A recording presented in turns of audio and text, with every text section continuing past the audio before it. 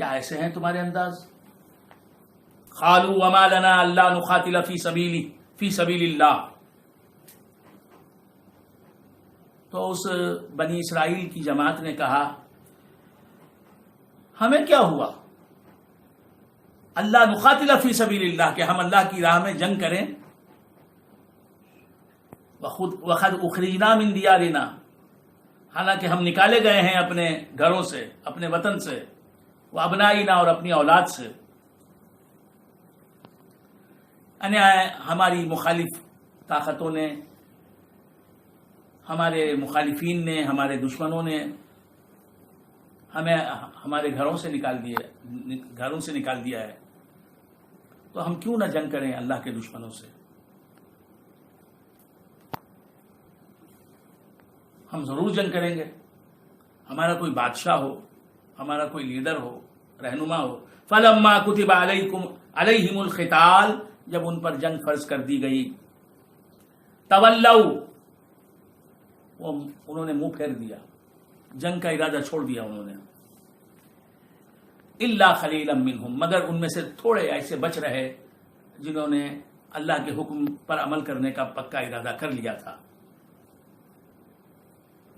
واللہ علیم بالظالمین، اور اللہ تبارک و تعالی ظالموں کو خوب جانتا ہے. وقال لهم نبیہم ان اللہ قد بعث لکم طالوت ملکا.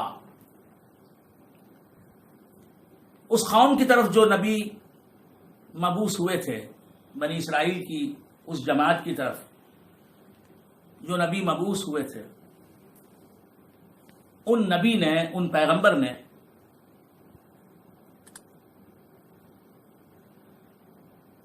اپنی قوم سے کہا ان اللہ قد بعث لکم طالوت ملکا، یقیناً اللہ تبارک و تعالیٰ نے تمہارے لیے طالوت کو بادشاہ مقرر کیا ہے، طالوت کو بادشاہ بنایا ہے. تمہارا بادشاہ طالوت ہوگا. تو الف لام واو تا، تو الف لام واو تے، طالوت. اللہ نے تمہارا بادشاہ طالوت کو بنا دیا ہے. اب تمہیں اس کی لیڈرشپ میں کفار سے جنگ کرنی ہے.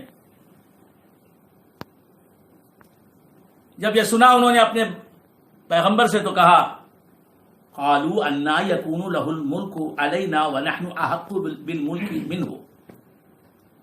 وہ طالوت وہ معمولی سا آدمی، کوئی مالدار آدمی نہیں ہے، وہ عام سا آدمی.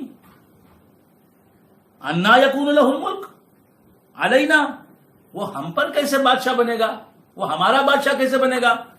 وہ بادشاہ اور ہم اس کے لیے آیا، یہ کیسے ہو سکتا ہے؟ وہ راجا ہم پر جا، یہ کیسے ہو سکتا ہے؟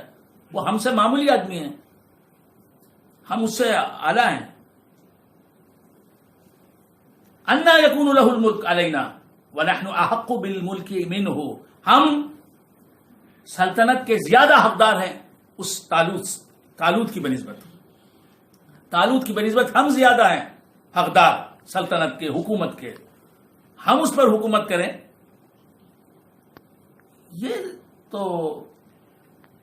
یہ ہو سکتا ہے، لیکن وہ ہم پر حکومت کرے یہ کیسے ہو سکتا ہے؟ وَلَمْ يُؤْتَ سَعَةً مِّنَ الْمَالِ،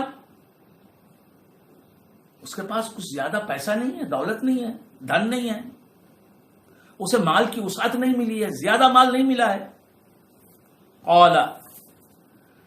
قال ان اللہ اصطفاہ علیکم، پیغمبر نے کہا کہ یہ صحیح ہے کہ اس کے پاس مال کم ہے تمہاری بنسبت، لیکن اللہ تبارک و تعالیٰ نے تم پر اسے چنا ہے، اسے حکمران بنانا چاہتا ہے اللہ تبارک و تعالیٰ. اللہ نے اسے حکمرانی دے دی ہے، بادشاہی دے دی ہے، تمہیں محکوم بنایا ہے، اسے حاکم بنایا ہے اللہ تبارک و تعالیٰ نے. اللہ نے چن لیا، منتخب کر لیا. یہ اللہ کا سلیکشن ہے، اللہ کے پاس الیکشن نہیں، سلیکشن ہے. قال ان اللہ اصطفیٰ علیکم، اللہ نے استفا ماضی کا صیغہ ہے، پاسٹ ٹینس، اللہ نے چن لیا طالوت تم پر، بادشاہ بنا دیا اللہ تعالیٰ نے تمہارا طالوت کو. وزادہ بسطۃ فی العلم، اللہ تبارک و تعالیٰ نے اسے علم دیا ہے، والجسم، اور اللہ نے اسے جسمانی قوت بھی دی ہے.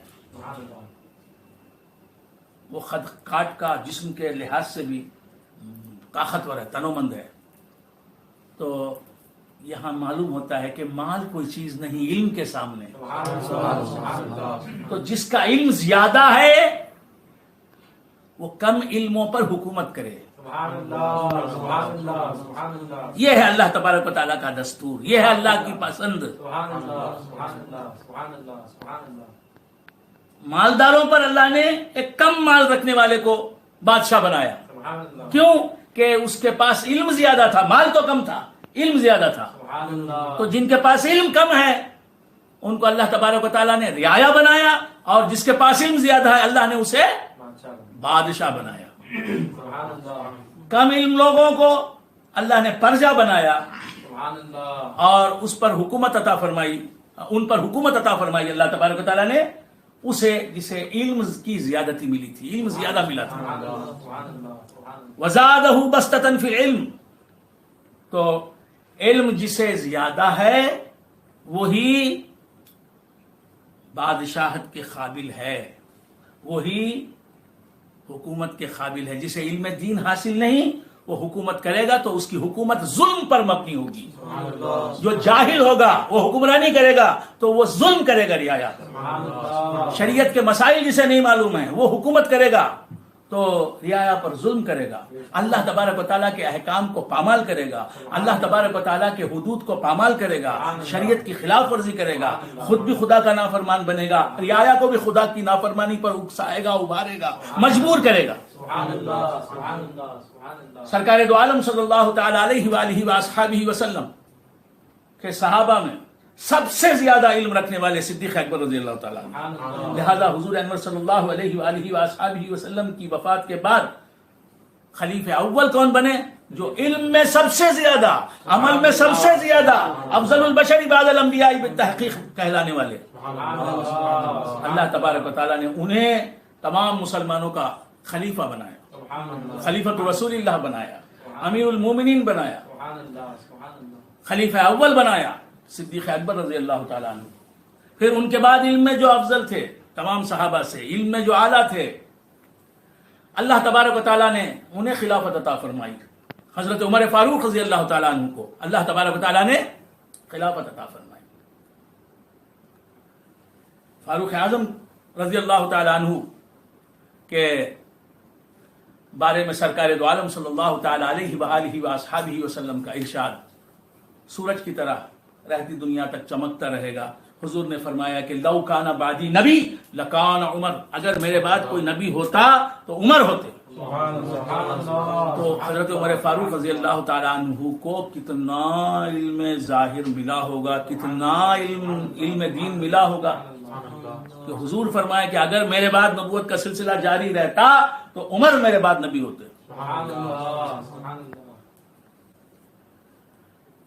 تو حکومت مسلمانوں پر، حکومت اہل ایمان پر کرنے کا زیادہ حقدار وہ ہے جو علم میں اہل ایمان میں سب سے بڑا ہوا ہے. اپنی رعایا میں علم میں جو سب سے بڑھ کر ہے وہی رعایا کا حکمران بنے گا. لیڈری، سرداری کے لیے علم دین کا ہونا ضروری ہے. جاہل کو آپ نے لیڈر بنا دیا، جاہل کو آپ نے